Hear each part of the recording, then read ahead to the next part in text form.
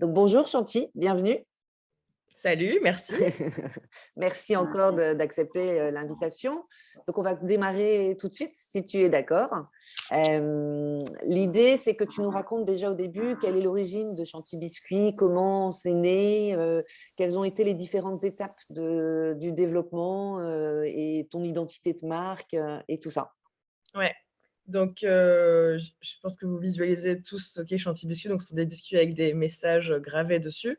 Donc l'idée, c'est que les gens commandent en ligne, ils tapent le message qu'ils veulent sur le biscuit, ensuite on leur fabrique et on leur livre. Donc c'est vraiment nous qui fabriquons tout. Et j'ai eu l'idée vraiment par hasard. Moi, à la base, j'ai pas fait d'études, j'ai juste mon bac et ensuite je savais pas ce que je voulais faire. Du coup, j'avais un job alimentaire dans une boîte, petit bruit de fond. Dans une boîte qui faisait des éclairages. Voilà, je ne savais pas ce que je voulais faire. Et à un anniversaire, donc c'était pour mes 24 ans, on m'a offert un kit avec plein d'accessoires de cuisine rigolos. Et dans ces accessoires, il y avait un tampon à biscuits. Et sur le tampon, il y avait marqué approuvé par le chef. Donc je fais les biscuits et je me suis dit, c'est marrant d'avoir un message sur un biscuit, mais approuvé par le chef, c'est nul. Si j'avais pu choisir le message du tampon, ça aurait été beaucoup mieux. Et j'aurais pu faire une blague à quelqu'un avec. Et c'est là où je me suis dit, mais c'est trop cool de pouvoir graver le message qu'on veut sur les biscuits. Et je regarde sur Internet, je vois que ça n'existe pas. Et je me suis dit, bah vas-y, je vais le faire. Mais juste pour m'amuser, en fait. Je ne me suis pas du tout dit, je monte une boîte, parce que pour moi, c'était très loin de moi. En plus, à l'époque, on était en 2013, donc il n'y avait pas tout cet accès à l'entrepreneuriat, au podcast, à tous ces plateformes, etc. Donc, c'était un monde très loin de moi. Je ne m'imaginais pas du tout monter une boîte. Je me suis juste dit, il faut que ça existe. Donc, j'ai trouvé un petit kit sur Internet où je pouvais graver les biscuits en mettant des petites lettres. Et donc, j'ai commencé à faire ça dans mon appart pour le mariage de ma sœur, etc. Et j'ai eu de plus en plus de commandes jusqu'au jour où je me suis dit, si ça continue, je ne peux plus faire toute seule. Là, il y a peut-être une vraie entreprise à faire. Et alors, pour la faire courte, ensuite, je me suis associée à 2 mecs qui m'ont aidé à trouver des financements pour trouver le premier local, les premières machines, recruter, etc. Ensuite, on s'est séparés 2 ans après à peu près. Et ça a grandi petit à petit. Au bout d'un moment, on a été assez propulsé grâce à Instagram parce qu'on a une communication très décalée, très fun, qui a été virale à un moment donné. Et voilà, et ça grandit petit à petit. On est basé dans le sud, donc on est à côté d'Aix-en-Provence. On fabrique tout nous-mêmes. Et on est une équipe maintenant de 17 personnes, si je ne me trompe pas. Et tu avais des dons de cuisinière, ou enfin, tu vois, la recette, ou enfin, Non, c'est assez alors amusant, hein. moi, justement, c'est un running gag parce que je déteste cuisiner, mais j'adore faire des cadeaux personnalisés. Dès que je fais un cadeau, j'adore passer des heures à chercher un truc, à le personnaliser et tout. Et du coup, quand j'ai eu l'idée, je me visualisais le faire à tous mes potes, et même encore aujourd'hui, hein, tu peux être sûr que je vais voir quelqu'un ou je suis invitée quelque part, je fais des biscuits avec une petite blague et tout. Et du coup, quand j'ai eu l'idée, bah, pendant 4 mois, j'ai fait des tests tous les jours. Je faisais des fournées de biscuits. Avec ma mère, on goûtait, on ajustait, etc. Puis c'est à force de faire, voilà. Je ne sais faire que des biscuits, rien d'autre. Et du coup, tu as développé ton entreprise, enfin, ça a été quelque chose avec ton réseau, ton entourage, ta Non, famille, tes amis? Non, pas du tout. non, pas du tout, justement parce que donc moi, je viens d'un petit village près d'Aix-en-Provence où j'ai aucune personne autour de moi qui a un peu la fibre business. C'est pas du tout quelque chose qu'on fait dans ma famille ni dans mes amis autour de moi. Et du coup, c'est pour ça que j'ai mis très longtemps à me dire, je monte une boîte, je suis entrepreneur. Ça me fait toujours bizarre de le dire parce que justement, c'était hyper éloigné de moi. C'était jamais de ma vie, je me serais dit, je serai chef d'entreprise un jour. Et en fait, c'est après que ça s'est créé. Plus la boîte a grandi, plus tu rencontres des gens sur des événements, etc. Et puis, j'ai créé mon réseau petit à petit après, quoi. Et justement, tout le développement de la notoriété de Chanty Biscuit et de la communication qui est quand même très affirmée et prise de position, et notamment sur Instagram avec une communauté qui est, je ne sais pas, plus de 100 ou 110 000 followers et abonnés, c'est assez conséquent. Enfin voilà, c'est assez impressionnant, on va dire. Est-ce qu'il y a eu une stratégie qui a été mise en place? Comment ça s'est développé sur Instagram? Est-ce que tu peux nous raconter un petit peu? Ouais. Ben, ça a été très long, en fait. Ça s'est pas fait comme ça du jour au lendemain. Et d'ailleurs, très souvent, quand les gens me contactent pour des gens qui montent des boîtes. Je dis non, mais attendez, moi, je suis à l'année 8. Donc, tu peux pas comparer ton année 2 à mon année 8. Ça a pris du temps et ça s'est pas fait d'un coup. Non, en fait, donc quand j'ai commencé, moi, voilà, j'avais pas de background, je n'avais aucune technique, aucune expertise, aucun argent non plus. Et je me suis dit, comment je peux faire connaître ce que je fais? Eh ben, j'ai Facebook, Instagram, c'est gratuit, c'est dans mon téléphone. Je peux le faire. Et à la base, j'avais pas du tout de stratégie. Juste, d'ailleurs, si on remonte le compte Instagram, ça n'a aucun sens. Et je postais vraiment n'importe quoi. Et c'est après, petit à petit, en fait, j'ai pas directement trouvé c'est quoi Chanty Biscuit, c'est quoi nos valeurs, c'est quoi notre ligne éditoriale. Ça s'est fait petit à petit, au fur et à mesure que je me suis découverte et j'ai découvert la boîte. Et au bout d'un moment, j'ai trouvé ma patte et je me suis dit, en fait, c'est ça, Chanty Biscuit. Et ça a mis longtemps. Hein. J'ai créé le compte Instagram en 2013 et c'est vraiment début 2017 que j'ai compris ce que je voulais mettre sur Instagram, c'était quoi Chanty Biscuit, c'était quoi mon ton, etc. Donc ça s'est fait petit à petit et une fois que j'ai trouvé, c'est sûr que ça a fait... Après, il n'y a pas eu que ça, c'était un moment où on commençait à avoir de la presse, etc. Mais c'est sûr que ça n'a plus rien à voir. Et aujourd'hui, c'est ce qui nous différencie aussi, qui donne l'âme à notre marque, c'est notre communication sur Instagram. Enfin, parce que du coup, ça représente l'âme de la boîte, quoi. Ça le reflète. Oui, c'est ce que j'allais dire, c'est que ton canal principal de communication, c'est vraiment Instagram. Ouais, surtout que nous, on fait que de la vente en ligne, donc on n'a aucun point de vente physique. Mm. Et donc, il n'y a que sur Internet et donc Instagram où on peut mettre nos actus, se montrer, parler de nous et où les gens peuvent voir Chanty Biscuit.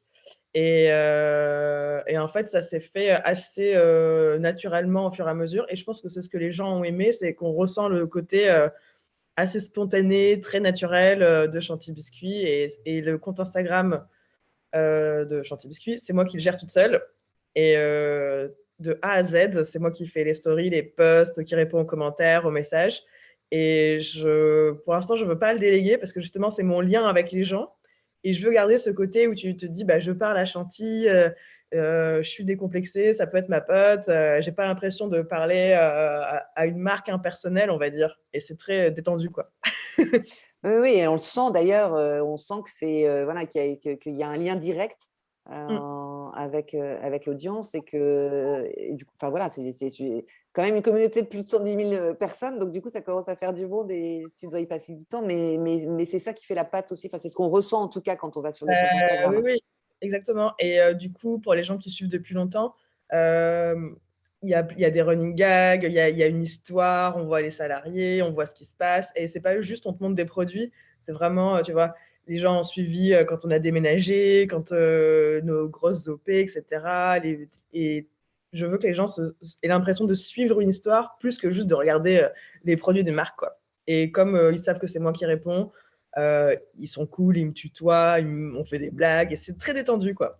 Oui, et du coup, on est vraiment dans les coulisses de Chanty Biscuit et on a l'impression d'en faire partie finalement. C'est mon but. Et cette impression et qu'ils aient envie de suivre, même un peu comme une télé-réalité, quoi. Tu te dis, je vais voir ce qui va se passer ensuite. Et du coup, alors je diverge un peu par rapport aux questions qu'on avait prévues, mais par rapport, parce que j'ai vu qu'il y avait des nouveaux produits aussi que tu lançais et que les chantités, ou je ne sais plus comment, voilà, c'est quelque chose que tu as lancé sur Instagram.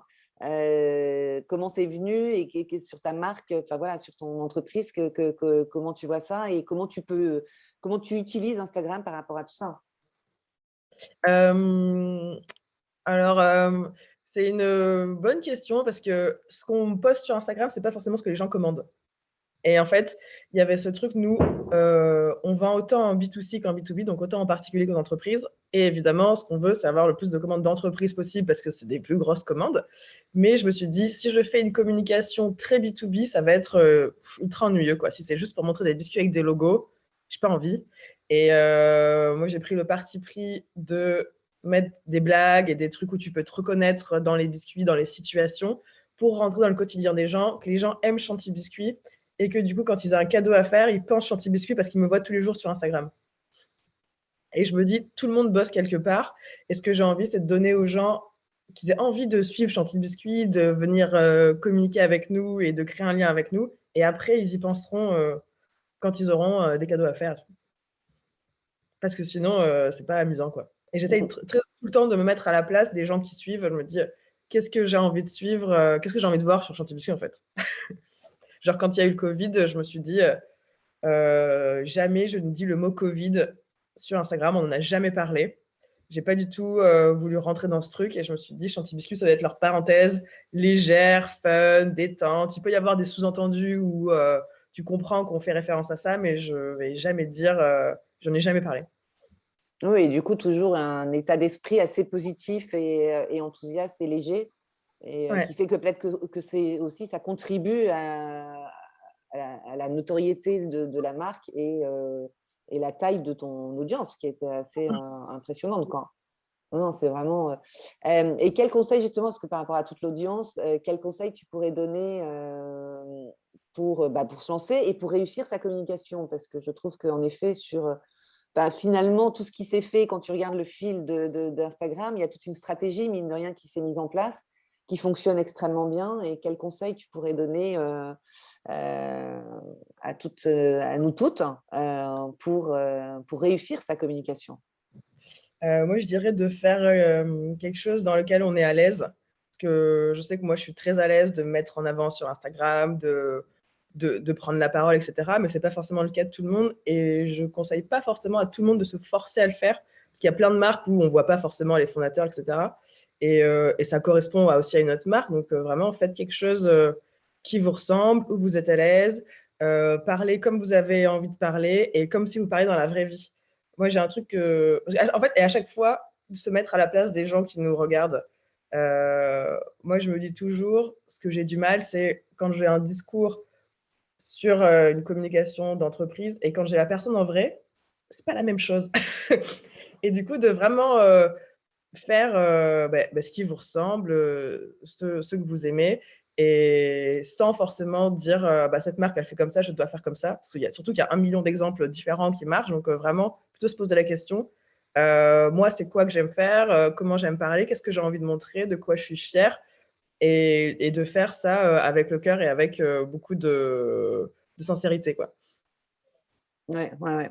J'ai une petite question, là, Audrey qui pose une question, quand tu disais que c'est toi-même qui t'occupe donc du compte Instagram et qui fait tout, combien de temps ça te prend en moyenne par jour, quoi, de gérer le compte? Parce qu'il y a du monde. Donc, En fait, ça dépend des jours, parce que j'ai pas non plus 50 messages par jour. Je pense après, ça dépend des domaines. Je sais que par exemple, les marques de mode, elles ont beaucoup de questions sur les tailles, etc. Nous, on a relativement peu de questions vraiment sur les biscuits, donc ça va. En fait, ça va dépendre de ce que je vais poster. Je sais qu'il y a des jours où, en fonction de ce que je vais poster, je vais me prendre des messages toute la journée parce que je fais beaucoup de jeux. Et si je fais un jeu qui demande de l'interaction, je peux me dire, allez, là, je sais que cette journée, je vais passer toute la journée à regarder les messages, à répondre, à faire participer les gens. Mais si je poste rien de très engageant, en fait, je fais des va-et-vient un peu toute la journée. Je regarde si j'ai un message, un peu comme mes mails, en fait. Et je regarde si j'ai un message, je réponds. Et après, tout ce qui est les commentaires, j'ai arrêté de répondre au fur et à mesure de la journée. Je prends le lendemain, je prends le post de la veille, je réponds à tout d'un coup. Ça me prend 5 minutes, parce qu'il n'y a pas non plus 300 commentaires. Et voilà, donc c'est pas. Ce qui est plutôt long, ça va être la partie stratégie, la réflexion. Qu'est-ce que je veux poster comme biscuit, préparer la photo, réfléchir à la légende. Et vu que moi, je suis Chanty Biscuit, je suis très dans les mots, forcément, hein, ça. Que ce soit sur les biscuits ou dans les légendes de poste. Et ça m'est déjà arrivé de passer 2 heures à écrire une légende d'un poste.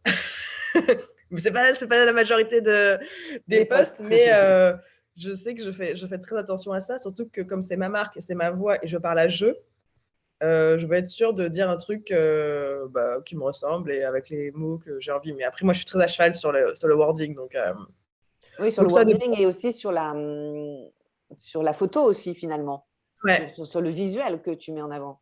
Ouais. Après, la photo, maintenant, je suis habituée, vu que j'ai dû faire 3000 photos de biscuits, donc je les prends assez rapidement. C'est plus trouver le message de biscuit que je veux mettre. Et voilà. Mais maintenant, je me fais des phases où j'essaie de me dire, allez, là, je me bloque 2 heures, je trouve 10 messages. Ensuite, je fais faire les biscuits. Ensuite, je prends un moment, une après-midi, où je fais toutes les photos. Et j'essaie de regrouper les trucs, de pas que ça me prenne tout le temps en continu toute la journée, quoi.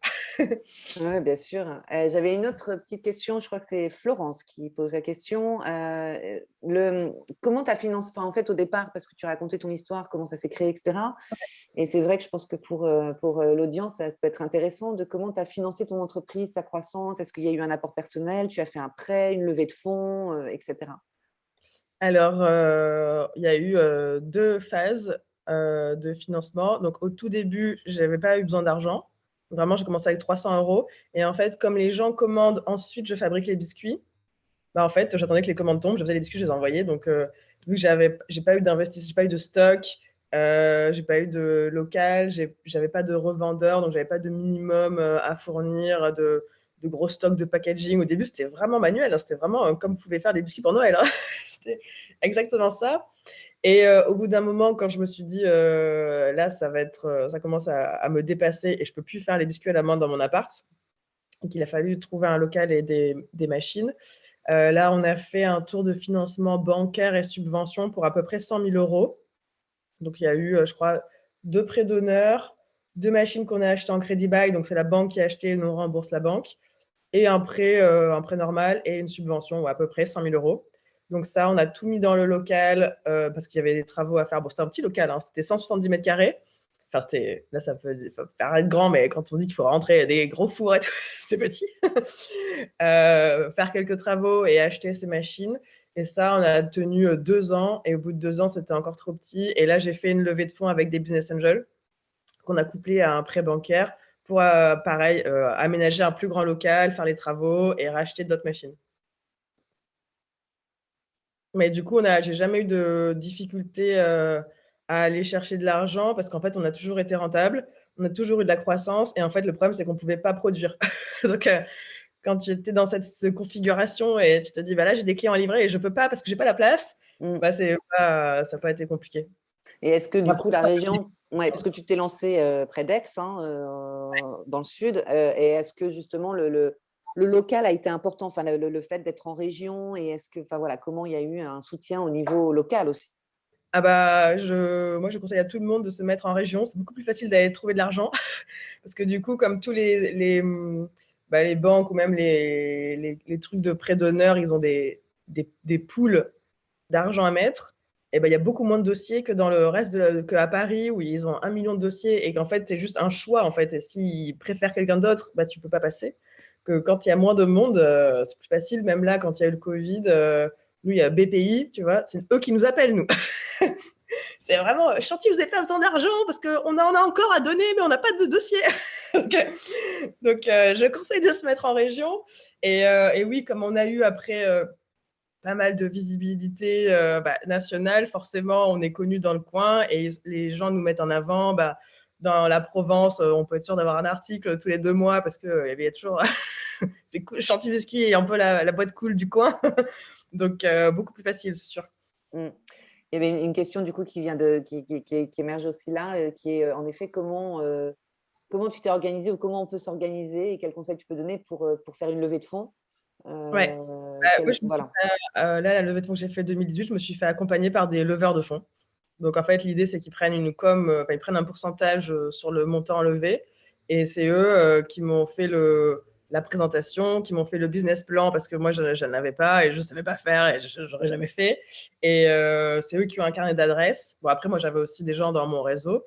Et du coup, moi, j'allais au rendez-vous avec eux. Du coup, c'était beaucoup plus rassurant, que ce soit pour les investisseurs, parce que du coup, moi, je n'ai pas du tout un profil finance ni rien, que ce soit pour les investisseurs ou même pour moi, de me dire, en fait, j'ai les mecs derrière qui vont répondre aux questions un peu où je n'aurais pas forcément la réponse. Et du coup, moi, je venais, je faisais un peu mon show à expliquer Chantilly Biscuit, qu'est-ce qu'on fait, etc. Et après, les trucs techniques, c'était eux qui géraient, même les négos, etc. Et vu qu'ils ils touchent la com que quand moi j'ai l'argent sur le compte en banque, ben, ils sont allés au bout et je me suis hyper bien entendue avec les mecs. Genre maintenant, on part en vacances ensemble et tout. Il y a son frère a investi. Et du coup, j'ai trouvé ça hyper cool. C'était un peu long parce que forcément, bah, tu dois attendre le rendez-vous. Le mec, il dit ah oui, mais du coup, mon pote, il aimerait investir aussi. Donc, tu attends encore 2 semaines avant de rencontrer l'autre, etc. Donc, ça a un peu traîné. Mais j'ai adoré l'exercice. Et tu as prévu une autre levée de fonds, du coup, bien ou pas? Pas forcément levée de fonds. mais il risque d'y avoir là, dans les prochains mois, quelque chose. Je ne veux pas dire quoi. Oh, un scoop, un scoop. Ah non, il va y Euh, avoir quelque chose qui va nous aider à accélérer, quoi. Ouais, bien sûr, bien sûr. Une autre question, enfin, on avait une question aussi qui était sur est-ce que tu as intégré un réseau de femmes, d'entrepreneurs, voilà, est-ce qu'il y a une structure d'accompagnement? Parce que là, tu parlais pour la levée de fonds, en effet, tu t'es Ouais. fait accompagner.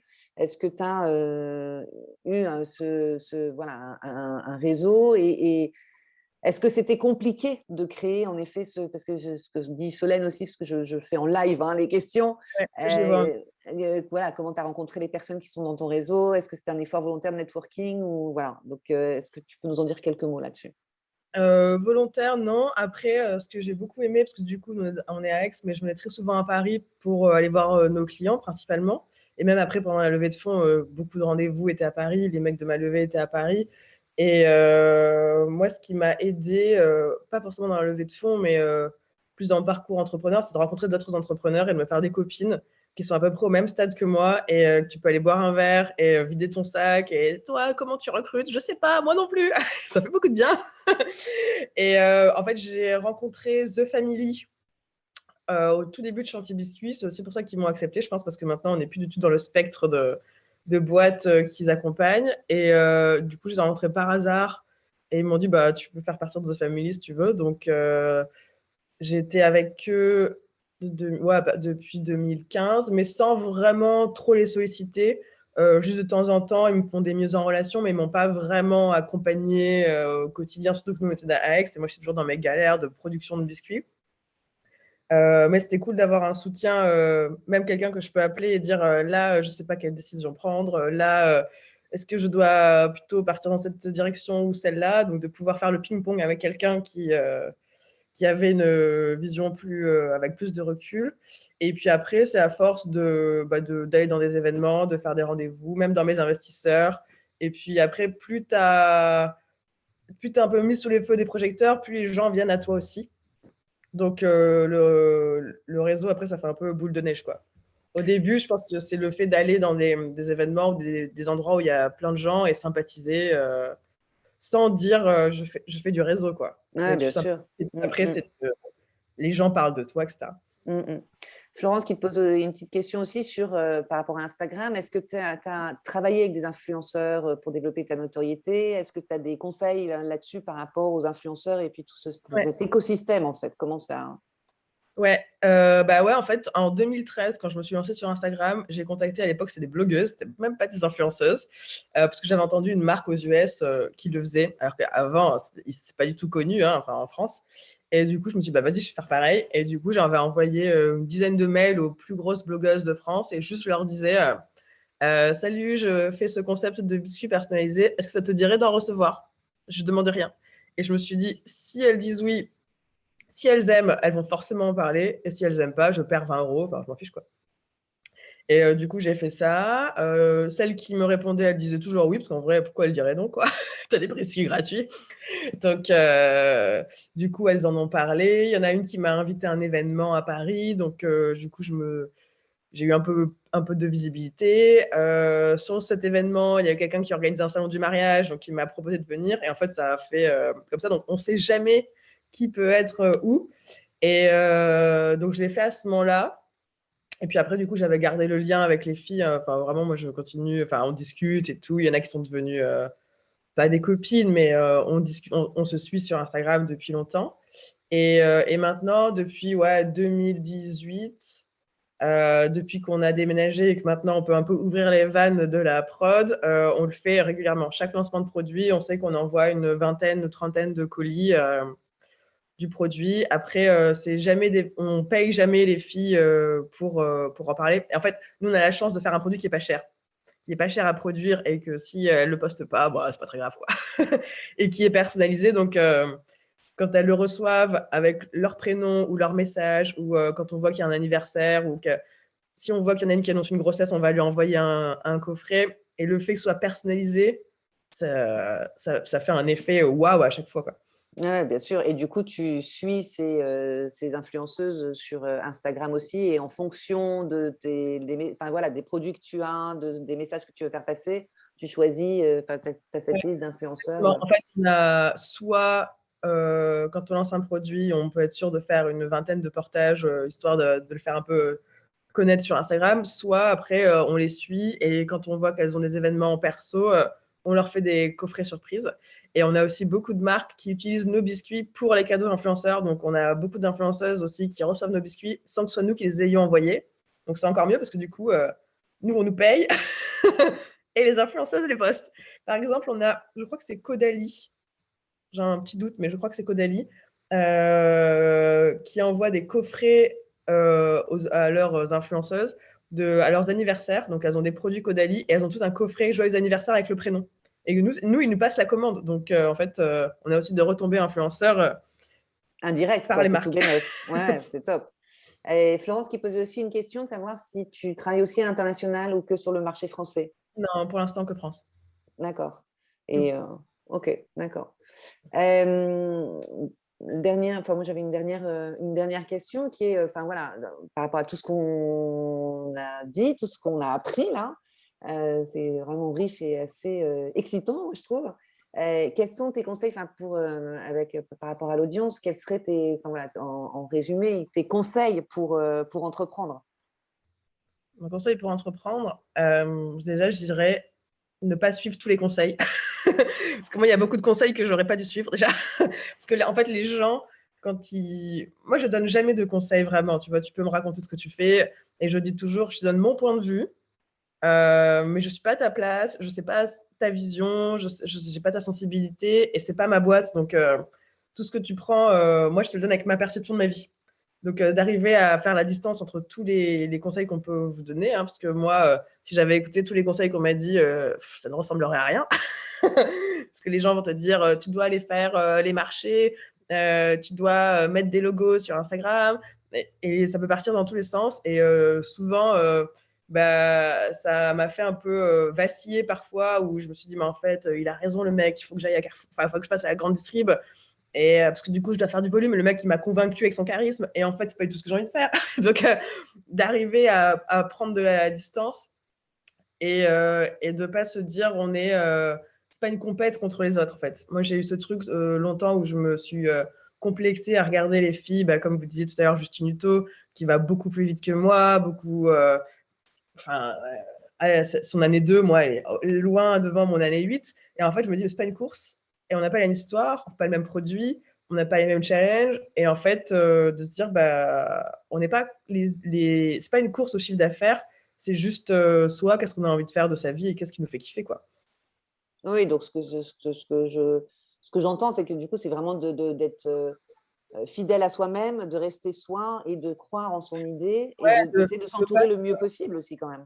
Ouais, de pas se comparer, exactement. Et après, de pas hésiter non plus à aller contacter les gens. Moi, au début, j'étais un peu timide. Je n'osais pas trop envoyer des messages. Et maintenant, je me dis, bah, en fait, j'ai rien à perdre. Et même quand les gens m'envoient des messages, très souvent, salut Chanty, j'ose pas t'envoyer un message, mais je tente. Je fais, mais vas-y, tente! T'as rien à perdre. Au pire, je dis non, en fait. Donc, moi, maintenant, je me dis, s'il y a quelqu'un que tu penses qui pourrait te commander ce que tu fais, qui pourrait t'aider, qui t'a envie de parler, bah, en fait, tu n'as rien à perdre à lui envoyer un message. Au pire, il te dit non. Et voilà, le non est acquis. Donc, ça, c'est un conseil que je peux donner, c'est ne pas hésiter à aller envoyer des messages à tout le monde. Ah, c'est top, hein. Je pense que ça, voilà, c'est vraiment intéressant et je pense que ça a des bons conseils pour l'audience. Je ne sais pas s'il y a une dernière question, parce qu'il nous reste 2 minutes. Je pense que j'ai essayé de poser au fur et à mesure, et je suis désolée, j'espère que c'était OK avec toi, Chanty, mais j'ai essayé de poser les questions parce que Oui, voilà, oui. ça arrivait au fur et à mesure comme ça. Donc, je pense que s'il n'y a pas d'autres questions. Si, moi, j'avais une dernière petite question, mais c'est plus une anecdote, etc. C'est Chanty la Bisqueen. Oui. Voilà, depuis le début, c'est Chanty la Bisqueen. Non, pas du tout. Bah, c'est né sur Instagram, ça. Et en Génial. fait, on a plein de running gags comme ça qui sont nés sur Instagram et qu'on a gardé. Le fait que les gens ils mettent Chanty devant tous les mots. Tu vois, ils vont dire mon chantiphone, ma chantichaise, tout ça. Et ça, c'est un truc que les gens ont commencé à faire sur Instagram et que nous, du coup, Bah, on a continué, quoi. Et non, c'est un jour, quelqu'un avait commenté quelque chose sur un post et il disait Chanty, c'est la reine des biscuits, ou je sais plus quoi. Et du coup, je fais un screen, je le reposte en story, et il y a quelqu'un qui a répondu Ouais, la bisqueen, quoi. Et du coup, j'ai reposté, je fais Mais c'est génial. Et du coup, je me suis dit Bah oui, bah vas-y, je suis la bisqueen. Et les gens, tout le monde a dit Ah ouais, trop bien et tout. Et du coup, c'est resté, je me le suis fait tatouer, c'est ma signature de mail, et maintenant les gens m'appellent la bisqueen, et j'adore. Et Et du c'est coup, c'est vraiment ça né en fait sur que j'aime sur Instagram, Instagram. ça. Ouais.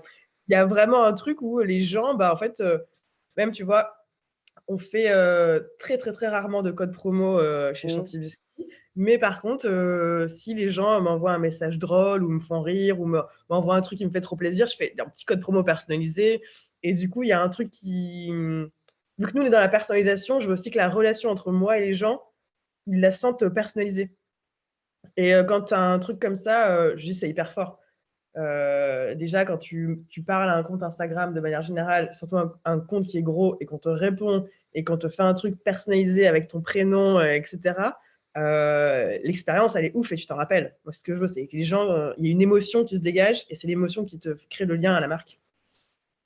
Et du coup, la communauté, on est quoi? On est les C'est les chantivores. chantivores, quoi. Les chantivores, les chantifans.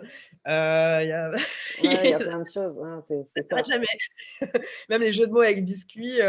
Ouais, il y en a plein Même si aussi. parfois en fond, ils ont une créativité incroyable, hein. Genre, on faisait un jeu qui s'appelait le Chanty Game, euh, forcément, où je donnais une situation du quotidien et les gens devaient trouver le meilleur message de biscuit à la situation. Et je faisais gagner les codes promo aux meilleures réponses, et du style un biscuit pour dire à ta pote que sa robe est moche. Tu vois, c'est ce genre de truc très, très fun. Et les gens, ils ont une créativité mais incroyable. Et ça crée des trucs, les gens allaient se répondre dans les commentaires, etc. Donc, et le fait que chez Chanty Biscuit, on fasse peu de codes promo et quand j'en fais, il faut les gagner, Mm. ça crée un truc assez puissant. Et même là, récemment, je ne sais plus d'où c'est sorti. Euh, je sais plus d'où c'est sorti, mais j'ai fait une story. Je sais plus d'où ça venait. Je pense d'un biscuit. Ah si, parce qu'il y a une fille qui a commandé un biscuit avec marqué j'ai honte, mais j'ai honte. Et j'ai trouvé ça marrant. Donc, je l'ai posté en story sur Instagram et j'ai dit aux gens, envoyez-moi une vidéo de vous qui raconte votre pire honte. Et j'ai dit, je commence. Donc, je fais une petite vidéo où je raconte un moment où je me suis pris la honte. Et les gens m'ont envoyé des vidéos de eux qui racontaient des histoires de leur vie. Mais c'était trop marrant. Et du coup, tous ceux qui m'ont envoyé une vidéo, je leur ai offert un code promo et j'ai reposté. Et ça fait un truc où tu regardes les vrais gens raconter enfin leur vie et tu te rends compte qu'il y a tout profil, il y a tous les âges. Et le fait que Chanty Biscuit, un compte avec beaucoup d'abonnés, te mette en avant et te reposte tel quel, comme ça, et te disent c'est trop marrant et tout, et que tu vois les gens qui rigolent à ta blague, ça a créé un truc de ouf. Et bon, on va rester sur cette note hyper positive et très inspirante. Je pense qu'on peut, voilà, tout le monde sur le chat. Ah ouais, Florence a posé une dernière question, mais je pense on a un peu débordé déjà. Mais juste en 2 mots, si tu peux répondre, Ouais, comment tu as géré l'arrivée de la concurrence sur ton marché? ouais. Alors moi, je distingue la concurrence des gens qui me copient, Mm, parce que je suis en concurrence pour moi avec tous les cadeaux possibles, en fait, parce qu'à la mm, fête des mères, tu vas choisir un mm. cadeau, donc je suis en concurrence avec tout le monde. Et par contre, je distingue les gens qui me copient. Maintenant, il y en a des tonnes. J'ai des vrais copycats ou des gens, tu peux être sûr, je sors un parfum, 2 mois après, ils sortent le parfum. Je fais un truc, ils vont le faire.